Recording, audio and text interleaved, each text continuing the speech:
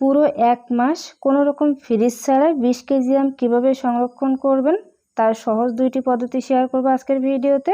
Hello everyone, আসসালামু আলাইকুম। এখন পাকা আমের সিজন, কম বেশি সবার বাসায় পাকা আম থাকে এই সময়টাতে। আর এই পাকা আম কীভাবে সংরক্ষণ করলে নষ্ট হবে না বা পচে যাবে না সেটা অনেকেই জানে না। এই 2টি নিয়মে আম সংরক্ষণ করলে 1 মাস ভালো থাকবে। অসংখ্য টিপস শেয়ার করব, আশা করি বাসায় বেশি আম থাকলে এই নিয়মে সংরক্ষণ করে রাখতে পারেন, আম নষ্ট হবে না একটাও। যাদের বাসায় ফ্রিজ নেই তাদের আজকের ভিডিওটি অনেক উপকারী হবে। তো চলুন দেখে নিই। মাস জুড়ে আম সংরক্ষণ করতে হলে অবশ্যই কিছু নিয়ম ফলো করতে হবে। তার মধ্যে প্রথম এবং প্রধান নিয়ম হলো অবশ্যই আমটা নির্বাচন করতে হবে এমন খুব টসটসে পাকা আম নেওয়া যাবে না, এরকম কাঁচা টাইপের আমটাই নিতে হবে। আমি এখানে 20 কেজি আম নিয়েছি। এখান থেকে যে আমগুলো কালার চলে এসেছে বা একটু নরম টাইপের যে আমগুলো আছে সেগুলো আমি আলাদা করে নিব।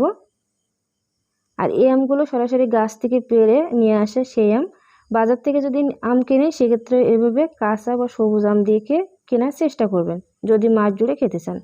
তো 1 নম্বর পদ্ধতি দেখিয়ে দিব। এখানে একটি পাত্রে আমি বেশ কিছুটা পরিমাণ পানি নিয়েছি এবং খাবার যে চুন থাকে সেই চুনটা নিয়ে নিলাম। আমটাকে এমনভাবে ভিজিয়ে রাখতে হবে পানিটা উপরে থাকবে এবং আমগুলো নিচে চলে যাবে। খুব ভালো মতো এটাকে মিশিয়ে আমগুলো দিয়ে রাখবো আধা ঘন্টার জন্য। এই চুনের ভিতরে যদি আমটা দিয়ে রাখেন সেক্ষেত্রে দেখবেন আমটা কিছুটা শক্ত হয়ে আসবে। আর এই আমগুলো 1 মাসের মতো রেখে দিবেন, কোনোভাবে কিন্তু নষ্ট হবে না বা পচে যাবে না। তো আধা ঘন্টা রাখার পরে এগুলো খুব ভালো মতো পরিষ্কার করে নিতে হবে। আমের পচন শুরু হয় বোটার অংশ থেকে, তাই ভালো মতো আমের এই বোটার অংশটা পরিষ্কার করে নিতে হবে। কোনো রকম কিন্তু আঠালো ভাবটা বা আঠাটা এখানে রাখা যাবে না। ভালো মতো এটাকে ঘষে ঘষে পরিষ্কার করে নিলাম। এখন সুতি কাপড় দিয়ে পানিটাকে মুছে শুকিয়ে নিব। কোনো রকম কিন্তু আমের গায়ে পানি থাকা যাবে না। আমি টিস্যু দিয়ে খুব ভালো মতো একটু মুছে নিলাম। এই যে এভাবে করে মুছে নিব। যদি পানি রাখেন সেক্ষেত্রে কিন্তু আমটা দাগ হয়ে যাবে বা পচে যাবে, তাই খুব ভালো মতো পানিটাকে শুকিয়ে নিতে হবে। আরেকটা বিষয় বলি, দেখুন এখানে অসংখ্য পরিমাণ কিন্তু ছিদ্র আছে। এই ছিদ্র যদি থাকে সেক্ষেত্রে কিন্তু ওই আমগুলো দ্রুত পচে যায়। তাই চেষ্টা করবেন গাছ থেকে বা বাজার থেকে যখনই আপনারা আম কিনবেন এরকম টাইপের আম কিনেন, মানে যখন বোটাটা ছিঁড়ে ফেলা হয় কাঁচা অবস্থায় তখন দেখবেন আঠাটা এই সাইডে লেগে বোটার অংশের এই যে অসংখ্য ছিদ্র, এই ছিদ্রটা বন্ধ হয়ে যায়।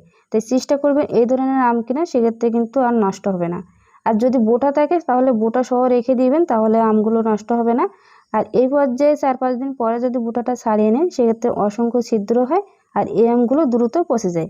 তা আপনারা বাজার থেকে যদি আম কিনে নিয়ে আসেন বা গাছ থেকে আম পাড়ার সাথে সাথে বোটাটা ছিঁড়ে ফেলে দিবেন বা বোটাটা রেখে দিবেন, তাহলে আর আমগুলো নষ্ট হবে না। তো খবরের কাগজে এভাবে রেখে দিলাম। আর 1-2 দিন পর পর আপনারা চেক করবেন, যদি পাকা আম থাকে সে আমটাকে কিন্তু অবশ্যই আলাদা করে রাখবেন। তো এই যে এখানে যে পাকা আমগুলো আছে এগুলো আমি আলাদা করে নিলাম। এখন দেখিয়ে দিব 2 নম্বর পদ্ধতি। আবারও আমি কাঁচা আমগুলো এক সাইডে নিয়ে নিলাম। এখন একটা চটের বস্তার উপরে এভাবে করে আমগুলো একটু ফাঁকা করে সাজিয়ে নিব। একটা আরেকটার গায়ে লাগবে না, ঠিক এমনভাবে আমগুলোকে সাজিয়ে নিতে হবে। এখন দেখিয়ে দিব 2 নম্বর পদ্ধতি।